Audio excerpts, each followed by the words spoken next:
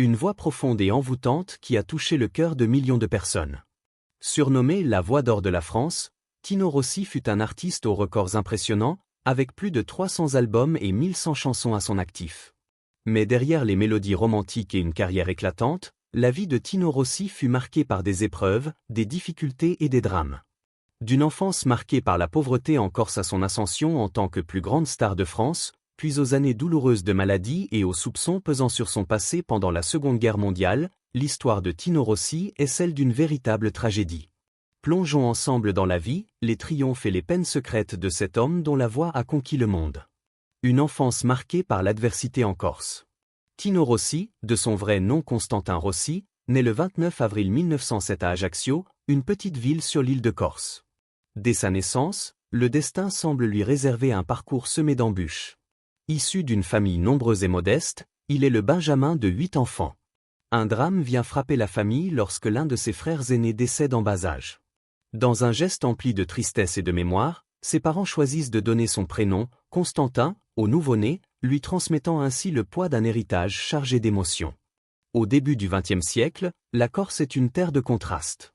Si l'île est réputée pour ses paysages sauvages et sa riche culture, elle est aussi marquée par de rudes conditions économiques. Loin de l'opulence et du prestige de la France continentale, la population locale lutte au quotidien pour sa survie. Le père de Tino, forgeron de métier, exerce un travail éreintant qui permet à peine de subvenir aux besoins de la famille. Sa mère, femme au foyer dévouée, veille sur ses enfants avec amour et courage, mais la précarité est omniprésente. Les repas sont souvent frugaux, et chaque sou gagné compte pour assurer le quotidien. Dès son plus jeune âge, Tino doit contribuer aux efforts familiaux en effectuant de petits travaux. Il court les rues d'Ajaccio pour livrer des commandes, aide aux tâches ménagères et saisit chaque occasion pour alléger le fardeau financier de sa famille. L'innocence de l'enfance lui est en grande partie refusée, remplacée par des responsabilités précoces et une lutte constante pour s'en sortir. Pourtant, malgré ces difficultés, un don précieux le distingue, sa voix. Très tôt, Tino développe un talent exceptionnel pour le chant, qui devient son refuge et son exutoire.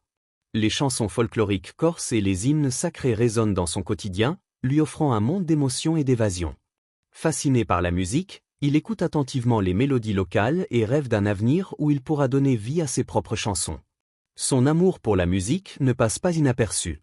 Encouragé par son entourage, il se met à chanter devant ses voisins, ses amis et même des inconnus. Malgré la misère ambiante, il trouve du réconfort dans les applaudissements et les sourires de ceux qui l'écoutent. Peu à peu, il gagne en assurance et comprend que sa voix pourrait être son passeport pour un avenir meilleur. Avec le soutien modeste de sa famille, Tino commence à chanter dans les cafés et les rues animées d'Ajaccio, espérant récolter quelques pièces en échange de ses performances.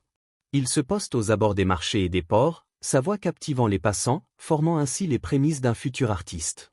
Les maigres sommes qu'il reçoit en retour ne suffisent pas à changer sa condition, mais elles nourrissent son espoir et renforcent sa détermination. À l'école, Tino peine à se concentrer. Ses pensées s'envolent vers les chansons, les mélodies et le rêve de fouler un jour la scène d'un grand théâtre. Alors que la plupart des enfants de son âge aspirent à devenir pêcheurs, paysans ou artisans, lui n'a qu'une seule ambition, chanter. Cependant, dans une société où une carrière musicale semble hors de portée pour un enfant issu d'un milieu modeste, son rêve paraît irréalisable. Pourtant, malgré les obstacles, Tino refuse d'abandonner. Il chante dès qu'il en a l'occasion, perfectionne sa voix et se forge une conviction. Il devra quitter la Corse s'il veut avoir une chance d'accomplir son destin. Mais partir n'est pas une chose aisée. Sans argent ni contact, il lui est difficile d'imaginer comment franchir cette barrière. Le destin, cependant, réserve parfois de belles surprises à ceux qui poursuivent leurs rêves avec acharnement. Si l'avenir reste incertain, une chose est sûre, la voix exceptionnelle de Tino Rossi sera bientôt entendue bien au-delà des côtes de son île natale. Ce qui avait commencé comme un simple rêve d'enfant allait bientôt devenir une réalité plus grande que tout ce qu'il avait pu imaginer. Mais avant que la gloire et la fortune ne lui ouvrent leurs portes, Tino devra affronter bien d'autres épreuves, des épreuves qui le façonneront et feront de lui la légende que la France et le monde entier n'oublieront jamais. Une carrière musicale et l'ascension vers la gloire. Au début des années 1930, le destin ouvre la voie à l'ascension de Tino Rossi. Alors qu'il travaillait dans un café à Ajaccio, il fit une rencontre décisive avec des figures influentes de l'industrie musicale. Saisissant cette opportunité inespérée de fuir une vie de labeur, il prit une décision audacieuse. En 1932, il participa à un concours de chant à Marseille. Sa voix profonde et veloutée, empreinte d'émotion et de chaleur, laissa une impression durable sur le jury. Parmi ceux qui furent conquis par sa performance figurait Columbia Records, l'une des maisons de disques les plus prestigieuses de l'époque. Peu après, il signa son tout premier contrat d'enregistrement, un événement qui allait changer à jamais le cours de sa vie. Dès ses premiers enregistrements, il apparut clairement que Tino Rossi n'était pas un chanteur comme les autres. Sa musique fusionnait des éléments d'opéra classique avec la douceur des mélodies populaires, créant un son irrésistible. Ses premiers succès, tels que Au Corse, Île d'amour et Vieni, Vieni, connurent un succès fulgurant, non seulement en France, mais aussi au-delà de ses frontières. Sa voix, à la fois suave et profonde, possédait un don rare, celui d'émouvoir profondément son public, quel que soit son milieu social. En quelques années seulement, il devint l'une des voix les plus aimées du pays, dominant les ondes radiophoniques et conquérant les cœurs de millions d'auditeurs. À la fin des années 1930, Tino Rossi n'était plus seulement une vedette du disque, il était devenu une véritable icône culturelle. L'industrie naissante du cinéma ne tarda pas à remarquer son charisme. En 1936, il décrocha le rôle principal dans Marinella, un film qui consolida encore davantage son statut de nouvelle coqueluche de la France. Son charme naturel, son allure antique et sa prestance élégante à l'écran lui valurent d'être comparé à Rudolph Valentino, le célèbre séducteur du cinéma muet. Cette incursion dans le 7e art élargit encore son public, faisant de lui non seulement le chanteur le plus populaire de France, mais aussi l'une de ses personnalités les plus emblématiques. Fort du succès de Marinella, Rossi poursuivit sa carrière cinématographique, enchaînant plusieurs rôles dans la seconde moitié des années 1930 et au début des années 1940. À l'écran, tout comme dans sa musique, il incarnait l'élégance et la séduction. Les spectateurs affluaient dans les salles pour voir leur chanteur favori donner vie à ses ballades romantiques sur grand écran. Qu'il interprète un amant passionné ou un rêveur mélancolique, il captait toujours l'essence du romantisme français. Cette facilité à passer de la chanson au cinéma fit de lui l'un des artistes les plus polyvalents de son époque. Au-delà de son succès professionnel, Rossi cultivait une image de personnage charismatique et mystérieux. Sa romance très médiatisée avec la sublime actrice Mireille Balin fit les choux gras de la presse. Leur relation, suivie de près par les journalistes, renforça encore davantage son image de séducteur irrésistible. Balin, l'une des actrices les plus glamour de l'époque, formait avec lui un couple fascinant qui faisait rêver le public. Bien que leur histoire d'amour finît par s'éteindre, elle ne fit qu'ajouter à la légende de Rossi, renforçant son statut d'incarnation parfaite du chanteur romantique. Sa renommée dépassa rapidement les frontières françaises. En 1938, il entreprit une tournée aux États-Unis, un pari ambitieux pour un artiste européen à l'époque. À sa grande surprise, le public américain se laissa envoûter par sa musique tout autant que ses fans français. Sa chanson Vieni, Vieni atteignit même la première place des classements musicaux aux États-Unis, un exploit exceptionnel pour un chanteur français à une époque où l'industrie musicale était largement dominée par l'anglais. Ce triomphe confirma sa place parmi les artistes les plus acclamés de son temps. L'influence de Tino Rossi ne se limita pas à un seul genre ni à un seul public. Il séduisit autant les amateurs de musique classique que les fans de ballades populaires. Sa voix, empreinte d'une élégance intemporelle, et ses interprétations marquées par une grâce naturelle firent de lui un artiste unique en son genre, un pont entre différentes traditions musicales, tout en conservant une identité vocale inimitable. À la fin des années 1930, Tino Rossi avait atteint un sommet que peu d'artistes osaient rêver. Il était une star mondiale, un phénomène musical et une figure incontournable du cinéma français. Son timbre de ténor velouté et sa manière sincère d'interpréter chaque chanson faisaient de lui un symbole de romantisme et de raffinement. Il était devenu le visage de la musique populaire française, incarnant à lui seul tout le charme, l'élégance et l'esprit poétique de son époque. Mais, comme l'histoire allait bientôt le montrer, même les étoiles les plus brillantes ne sont pas à l'abri des tempêtes du monde qui les entourent. Les années de guerre, controverses et épreuves. La vie de Tino Rossi prit un tournant dramatique avec le déclenchement de la Seconde Guerre mondiale. Alors que la France tombait sous l'occupation, de nombreux aspects du quotidien, y compris l'industrie du divertissement, furent profondément bouleversés. Malgré ces circonstances difficiles, Rossi continua à chanter et à enregistrer de la musique. Si cela lui permit de maintenir sa carrière à flot et d'apporter un peu de réconfort à son public en ces temps sombres, cela lui attira aussi des critiques. Certains estimaient en effet que les artistes ne devaient pas se produire sous un régime oppressif. Ce que beaucoup ignoraient, c'est qu'en coulisses, Tino Rossi et son épouse, l'actrice Lilia Vetti, s'efforçaient discrètement d'aider ceux qui en avaient besoin. Usant de leur influence et de leurs ressources, ils contribuèrent à protéger plusieurs artistes d'origine juive, leur permettant d'échapper à la persécution. Tandis que le chanteur continuait à se produire en public, il s'engageait dans l'ombre dans des actes de solidarité et de bienveillance, connus seulement d'un cercle restreint. Malgré ses actions secrètes, Rossi se retrouva sous le coup de soupçon en raison de ses origines corses et de certaines relations présumées avec des figures perçues comme proches des autorités en place. Que ces liens aient été réels ou qu'il s'agisse de simples spéculations de ses détracteurs, ils jetèrent une ombre sur sa réputation jusque-là irréprochable. En octobre 1944, à la libération de la France, Tino Rossi fut arrêté et incarcéré à la prison de Fresnes. Le pays qu'il avait tant aimé remettait désormais en question son intégrité. Pendant 3 mois, il resta derrière les barreaux, incertain de son avenir. Aucune preuve concrète ne fut jamais avancée contre lui, mais les accusations suffirent à ternir son image. Celui qui avait été célébré comme la voix de la France se retrouvait soudain plongé dans la controverse. À sa libération, il fut confronté à un choix difficile, se retirer de la scène et s'effacer du regard du public, ou se battre pour restaurer sa réputation. Profondément marqué par cette épreuve, Rossi refusa pourtant d'abandonner. Il choisit de reconquérir sa place dans le monde de la musique et de prouver qu'il était resté fidèle à ses valeurs. Ce fut un moment décisif dans sa carrière. Avec courage et détermination, il entreprit un retour spectaculaire qui allait non seulement rétablir son nom, mais aussi inscrire son héritage musical dans l'histoire pour les générations futures. La légende de Petit Papa Noël. En 1946, Tino Rossi enregistre Petit Papa Noël, une chanson qui deviendra non seulement son œuvre la plus célèbre, mais aussi le single le plus vendu de l'histoire de la musique française. Initialement composée pour le film Destin, cette mélodie raconte la prière sincère d'un enfant la veille de Noël, demandant au Père Noël d'apporter des cadeaux et de veiller sur son père. Derrière la simplicité des paroles se cache une émotion profonde qui touche immédiatement les Français encore marqués par les épreuves de la Seconde Guerre mondiale. À une époque où la France se reconstruisait, Petit Papa Noël apporta réconfort et espoir. Sa mélodie douce et ses paroles touchantes éveillaient un sentiment d'innocence et de nostalgie, rappelant aux auditeurs la magie de Noël malgré les difficultés du quotidien.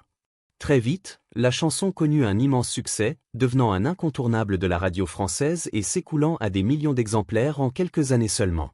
C'était un triomphe sans précédent dans l'après-guerre, redonnant le sourire aux familles et confirmant Tino Rossi comme l'un des artistes les plus aimés de son époque.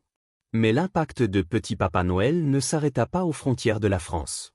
La chanson conquit rapidement les communautés francophones du Canada, de la Belgique et de la Suisse, avant de toucher un public international. Son message universel et son émotion sincère en firent un classique intemporel, traversant les générations et les cultures. Aujourd'hui encore, Petit Papa Noël demeure l'un des chants de Noël les plus écoutés en France, repris par de nombreux artistes au fil des ans. Pourtant, aucune interprétation n'a jamais égalé la chaleur et l'authenticité de l'enregistrement original de Rossi. L'immense succès de Petit Papa Noël marqua un tournant dans la carrière de Tino Rossi. 2 ans auparavant, son image avait été ternie par les controverses liées à la guerre, et il faisait face à de nombreuses critiques. Mais grâce à cette chanson, il retrouva sa place dans le cœur du public français. Son retour au sommet ne se limita pas à la musique, il symbolisait aussi une rédemption. Il avait offert à la France un hymne d'espoir, et en retour, la nation lui ouvrit à nouveau les bras. Fort de ce triomphe, Tino Rossi continua à briller dans le monde du spectacle. Il demeura une figure incontournable de l'opérette et des grandes scènes, se produisant dans les lieux les plus prestigieux de France et d'ailleurs. Sa voix unique, empreinte de douceur et de charme, lui assura une popularité durable pendant plusieurs décennies. Mais avec le temps, même les légendes finissent par s'effacer de la scène. Bien que sa carrière restât florissante, Rossi réduisit progressivement ses apparitions publiques, préférant profiter de sa vie privée et du riche héritage qu'il avait construit. Et parmi toutes ses réalisations, Petit Papa Noël resta le joyau de son répertoire, une chanson qui définirait à jamais sa contribution à la culture française. Des décennies après sa sortie, Petit Papa Noël demeure un incontournable des fêtes de fin d'année en France. Chaque saison, des millions de familles se rassemblent autour de cette mélodie intemporelle, perpétuant ainsi la mémoire de Tino Rossi. Son héritage perdure non seulement à travers son immense répertoire musical, mais aussi grâce à cette chanson magique qui continue d'apporter de la joie à chaque Noël. 3 mariages, un véritable amour. Le premier mariage de Tino Rossi eut lieu en 1927 avec Annie Marlan, une talentueuse violoniste qui partageait son esprit artistique. Cette union donna naissance à une fille, Pierrette Rossi, la même année. Cependant, leur relation fut de courte durée, et le couple finit par se séparer. En 1934, il épousa Faustine Fratani, une secrétaire qui apporta une certaine stabilité dans sa vie. Leur mariage, bien que prometteur, se solda également par un divorce en 1938. Ces premières unions, bien qu'importantes, n'étaient que des étapes sur le chemin du véritable amour qui allait marquer le reste de sa vie.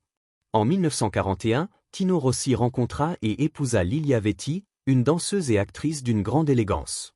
Contrairement à ses précédentes unions, ce mariage résista à l'épreuve du temps.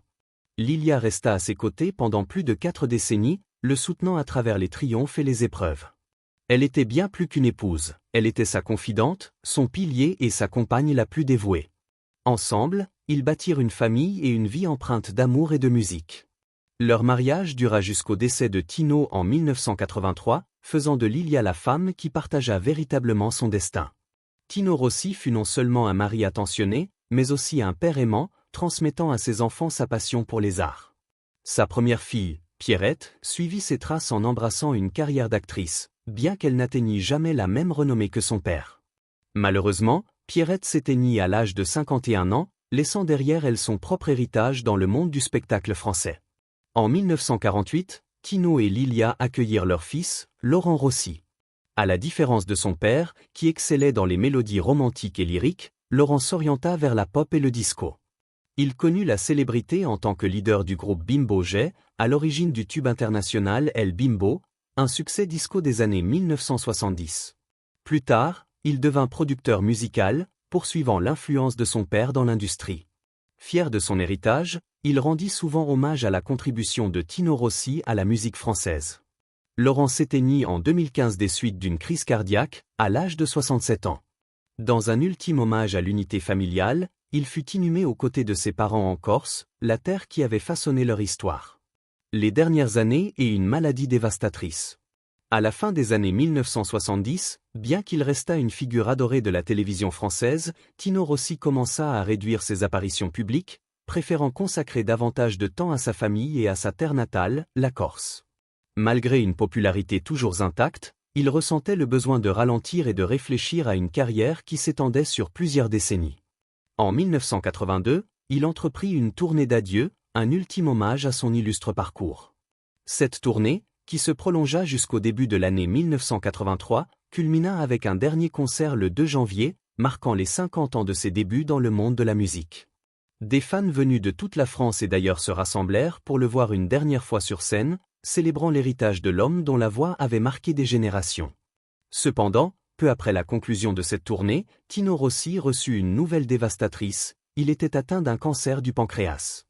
La maladie progressa rapidement, l'obligeant à se retirer définitivement de la vie publique pour se concentrer sur sa santé. Il passa ses derniers mois dans sa résidence privée de Neuilly-sur-Seine, entouré de ses proches. Le 27 septembre 1983, Tino Rossi s'éteignit à l'âge de 76 ans. Sa disparition marqua la fin d'une ère, laissant un vide irremplaçable dans le paysage musical français. Ses funérailles eurent lieu à l'église de la Madeleine à Paris, attirant des milliers de personnes, des admirateurs dévoués aux artistes et personnalités publiques venus lui rendre hommage. Après la cérémonie, sa dépouille fut transportée en Corse, l'île qu'il avait toujours chérie. À Ajaccio, une foule immense envahit les rues pour lui adresser un dernier adieu, témoignant de l'amour profond que ses compatriotes lui portaient. Le 1er octobre 1983, Tino Rossi fut inhumé au cimetière marin d'Ajaccio, où sa tombe reste encore aujourd'hui un lieu de pèlerinage pour ses admirateurs. Sa musique continue de résonner, témoignage intemporel d'une voix qui a enchanté le monde entier. Conclusion. La vie de Tino Rossi fut marquée par des succès éclatants, un amour profond et des épreuves déchirantes. De ses humbles débuts en Corse à son statut de l'une des voix les plus aimées de France, son parcours fut tout simplement extraordinaire.